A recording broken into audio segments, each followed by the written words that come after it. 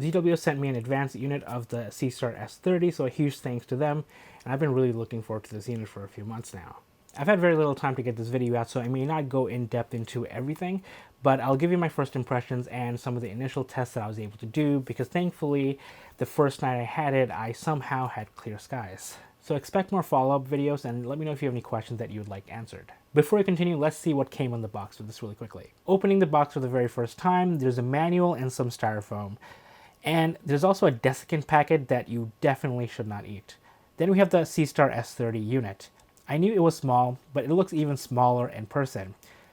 It's also very lightweight. Comparing that to the Seestar S50, the S30 is a little baby. The first time I showed this to my wife, she thought it was a fancy dehumidifier. It has 3/8" threading at the bottom for a tripod, which is great because then I can install it on my GTI tripod like I usually do. In the box here, we have a USB-C charging cable and a solar filter, which I hope to try during the day at some point. And a very cute fully aluminum tripod, which can apparently take a load of 5 kilograms or about 11 pounds. Small but mighty. The ZWO website also mentions that you get ZWO astronomy themed stickers and a tiny suitcase. And ZWO confirmed that since this is a test unit, it does not come with a case. But if you order a production unit, that will come with a tiny suitcase. If the Seestar was huge, I may have gotten the official suitcase later on, but since it's tiny and it comes with really nice styrofoam packaging, I think I can put it into one of my small Apache cases and I'll be golden. Now let's take a look at some of the specs and compare it to the S50. Just quickly going over some of the specs between the S30 and S50. So the S30 has an IMX662 sensor and the S50 has an IMX462 sensor. The 662 sensor is a lot more sensitive. The full well depth is a lot deeper, so the high dynamic range is a lot higher as well. The resolution for both of these is 1080 by 1920, stayed the same, but of course you also get a wide field camera on the S30 that also has a 1080 by 1920 pixel. I think it's actually 1920 by 1080 because it's actually in a landscape view. The pixel size for both of these is 2.9 microns, and I read somewhere that the smaller wide field camera is 2.7 microns, although I couldn't really find that in the documentation on ZWO, so that could be unconfirmed. The exposure times is the same. You get a half-second preview on both, and you get 10, 20, and 30-second exposures.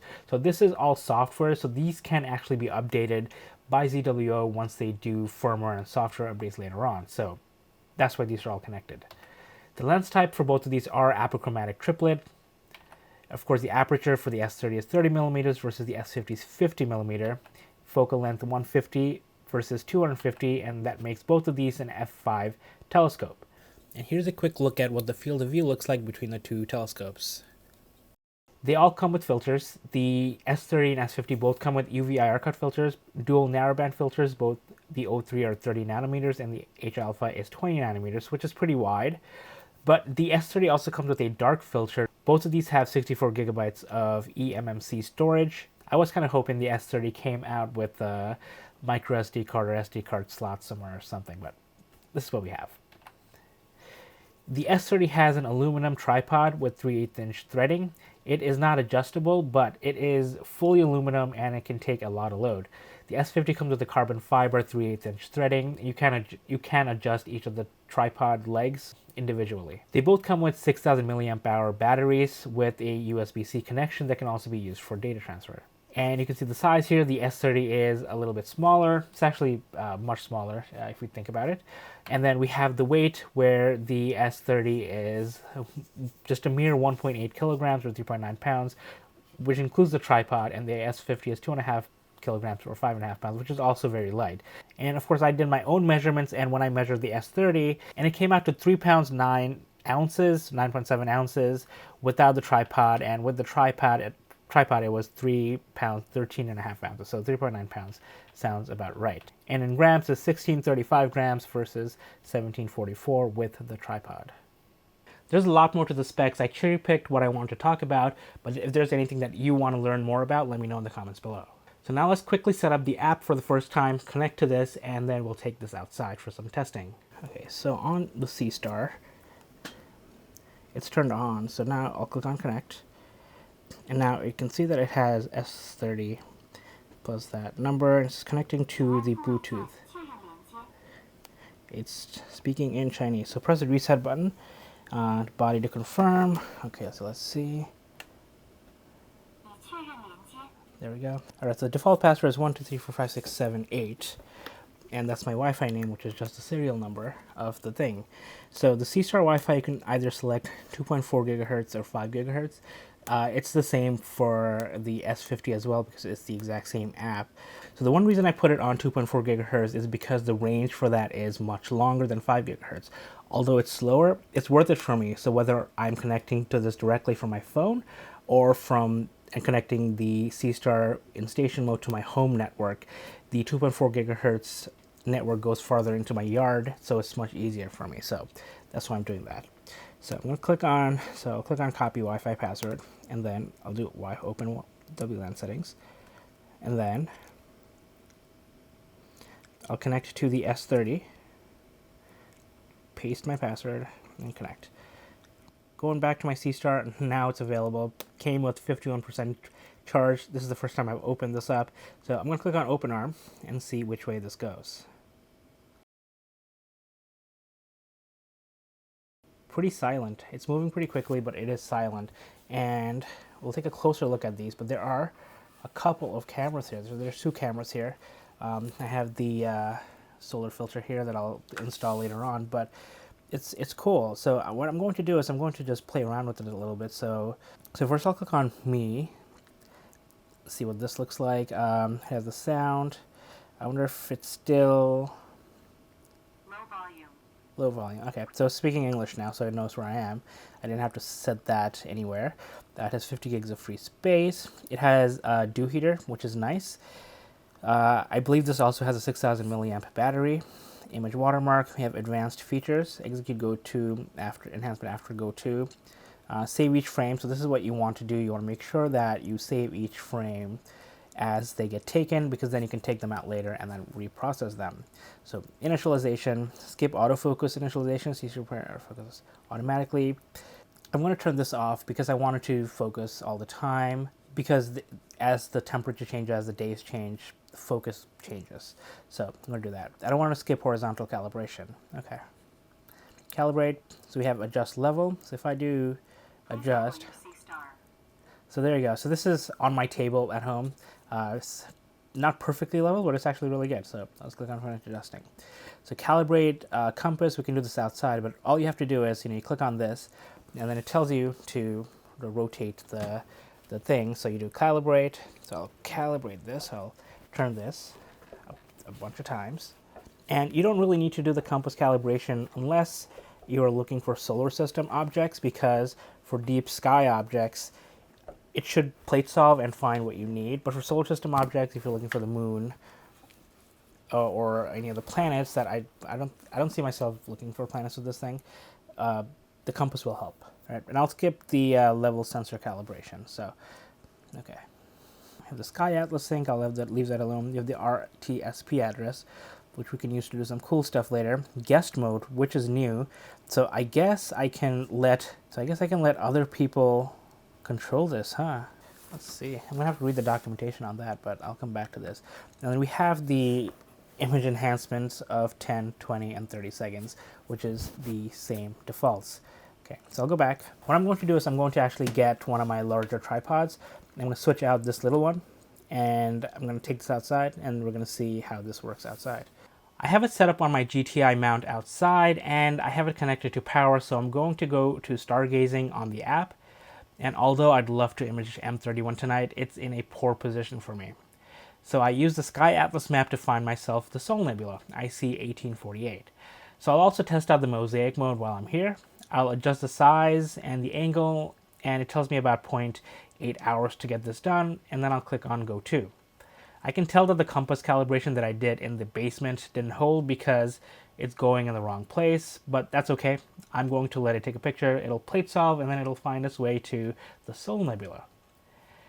And all this takes less than a minute before it finds its place in the sky. It does a very quick horizontal calibration and autofocus, and then it starts to take images. I noticed that it didn't automatically turn on the filter. The Soul Nebula is a narrowband object, and although we can get something without filters, we need a lot of data, and the narrowband filter just makes it easier and faster. So I turn it on and do another autofocus, because remember that adding any bit of glass will change the focal point. Maybe not by much, but if you're a pixel peeper, it's the end of the world. So it starts to stack and I let it go. The mosaic mode said it'll take about an hour, so I'll give it as long as I can. I do want to try some other objects tonight for the first test. And checking in every once in a while, we can see it go, and it's doing really well with the imaging. And this is the final stacked image. It's consisting of 1 hour of mosaic data. So it looks really good. I'm really impressed with this. And when I check my sky atlas throughout the session, I can see what part of the nebula the Seestar is imaging at that particular moment. But I was able to move my telescope up the driveway, and I looked at Orion for about 10 minutes. I love Orion because you can see that even at half-second preview, it looks magnificent. And after a couple of minutes, it looked even better. And after 10 minutes, this is the amazing picture that I was able to get. And it's something I wish that I could have done when I first attempted my first DSO almost 13 years ago at this point. I was also able to get to the moon. We're about a day or so from the full moon here, and I thought it would be a great time to try this out. I moved the telescope and restarted it, and then I did a compass calibration because that's the best way to find the moon. And this is where the wide field camera shone. It was really helpful to see the moon in the wide field as I centered it.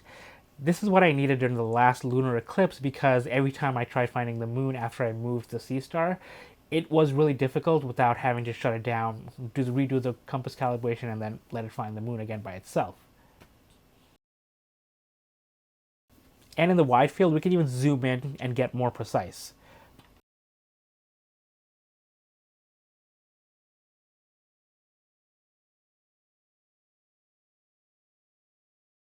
And on the right hand side, we still have our controls to center and follow the moon.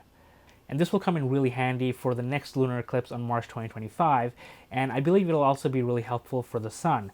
ZWO did confirm that although the wide field camera doesn't get blocked by the solar filters that they provided, it'll be fine. So I'm assuming that it'll work the same way, where we can use the wide field camera to center the sun and have the Seestar track it. Looking back at the picture of the moon, I think this image of the moon is a little bit too processed. It looks too sharpened to me. Let me know what you think. And when I compare it to a shot of the full moon from the S50 earlier this year, this is what I have, and I kind of like this one a lot better. Maybe it's just the timing because of how the moon is, where the moon is, or maybe it's just how the Seestar S30 is seeing the moon.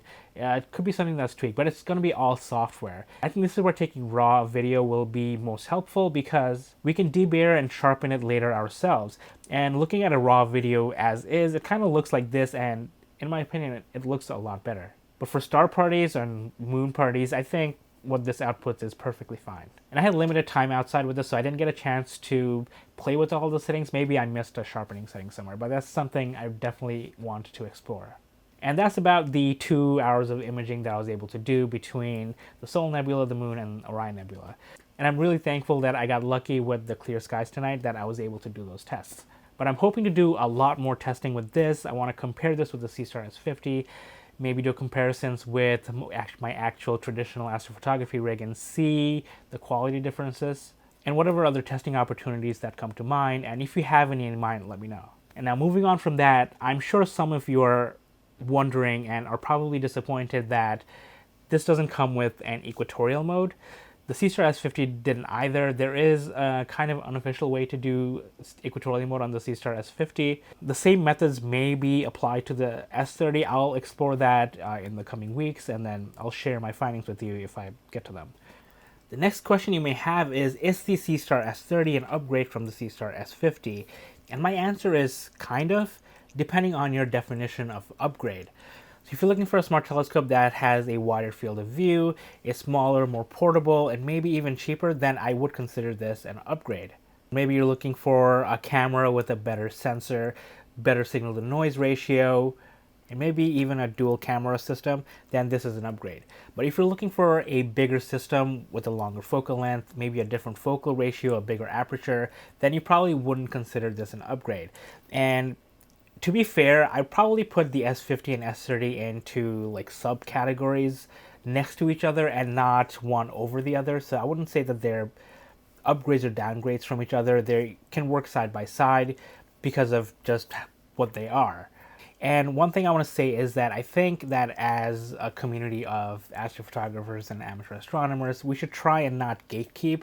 When the S50 came out, I've seen lots of posts online where people are claiming that it's not real astrophotography. And if we look at the the base definition of astro and photography, anything you do, any photo you take of space, of stars, is astrophotography. So we should try and be welcoming to people in the hobby. I know that some people may find it a little bit difficult because you spent tens of thousands of dollars on your gear getting amazing photography, and then comes along a $350 smart telescope that does like 90% of the legwork. Of course, no live stacked image will be as good as actually processed image, but it does give people getting into the hobby a leg up. I've been doing astrophotography since 2012. I really wish I had one of these back then, but I didn't. But I'm really glad that I do have it now, because I use the S50 for outreach. I will definitely be using the S30 for outreach in all my upcoming star parties, since the S50, I'm still borrowing it from my friend Jesse. His link is still in the description below. Give him a follow on Instagram. And at these star parties, I see these young kids coming up and showing interest in astrophotography and astronomy. Their parents who may not be into astronomy, we can't expect them to buy $1,000, $2,000 worth of gear to take photos of space. They can use their cell phones to take photos. They'll get something that's kind of okay, but something like this would bring them closer to space, closer to the hobby. And who knows, maybe one of those kids will grow up to be an amazing astrophotographer. This is their start, and then they end with making their own space telescope. So that's just a little bit of a rant of, as a community, that we should be welcoming to anyone using any kind of equipment to take pictures of the night sky and the day sky if you're into the sun. So with that said, I kind of went into who this telescope is for, and I'm going to say almost the exact same thing I said when I reviewed the S50 a few months ago, which is I think that this is perfect for educators, for beginners looking to get into the hobby, for travelers and casual observers who want to add a secondary gear to their repertoire, especially if they already have a rig outside and just want to add something smaller, easier to set up. And although this may not be as good as a traditional astrophotography rig, it gives people a really convenient and affordable way to exploring the night sky, and I think we should welcome that. And I'll put emphasis on educators, and I'll also group people who like to do outreach into the educators bubble, because this is an amazing teaching tool. As I mentioned, I've taken the S50 out on star parties. I plan on taking this to every star party I go to, with my iPad. And last week when I was at a star party with the S50, I pointed it to the dumbbell nebula because I knew it would look good. I had it on my iPad, and whenever the kids would walk by, look at the screen, their eyes would light up. Not just because the iPad screen was bright, but because they loved to see something that's happening live in the sky, and I loved explaining to them what's happening, how it's appearing on the screen. I did have to explain to a lot of people that you can't look through the telescope, and I had to explain that this thing is going to be just a computer with a camera pointing to space, taking a lot of photos and stacking them in software. But it's really fun. It is an amazing teaching tool, an amazing outreach tool, and it makes it, in a sense, it's super portable. Like, you can take it anywhere with you. So my final thoughts on this is that I think that this is an excellent small telescope, especially since it's just $350. That's cheaper than most of the astronomy gear that I've ever purchased. That's amazing.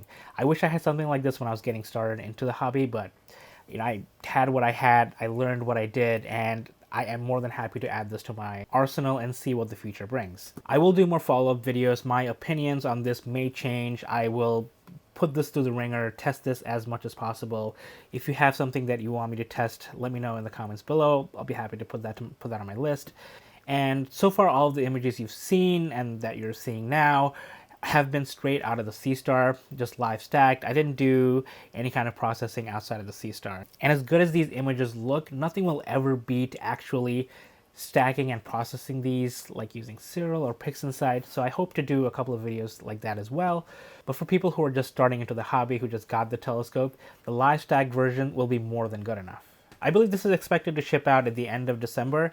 And if I could go back in time and talk to the folks at ZWO, I would have told them to release this earlier, because we did have a heads up on Comet Suchinchan Atlas from over almost 18 months ago, And if this came out in the summertime, then I think these could have sold like hotcake, because the wide field camera in combination with the telescope camera would have been perfect for the comet. The S50 has already taken amazing pictures of the comet, but this thing I think would have been killer. And I'm really excited to see what other people think about the Seestar as they get their hands on it and as it gets shipped out to the general public. Thank you all for watching, and if you want to support this channel and also buy yourself a Seestar S30, check out one of the referral links in the description below, where you can support me for free while getting yourself a gift. Clear skies, and remember to always keep looking up.